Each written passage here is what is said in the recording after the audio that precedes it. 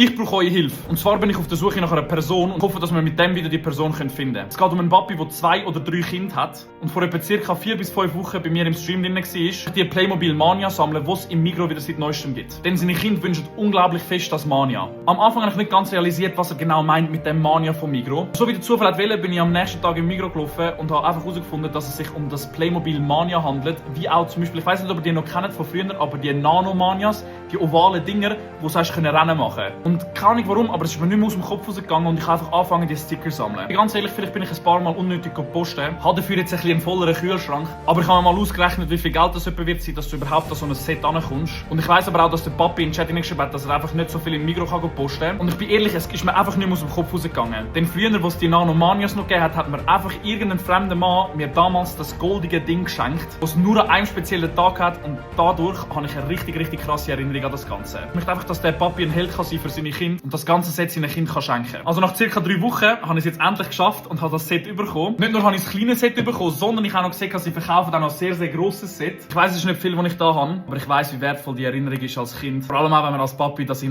bringen kann. Ich wäre unglaublich dankbar, wenn ihr das Video liken könnt, irgendwie einen Kommentar könnt schreiben. Ich weiss, es ist viel verlangt, aber ich wäre euch unglaublich dankbar. Denn ich wäre mehr als happy, wenn ich das ganze Set am Papi per Post zukommen lassen. Und übrigens, Migros, danke vielmals, dass ihr solche Erinnerungen schafft. Denn bis heute habe ich nicht vergessen, was Nanomanias sind. Danke vielmals für alles.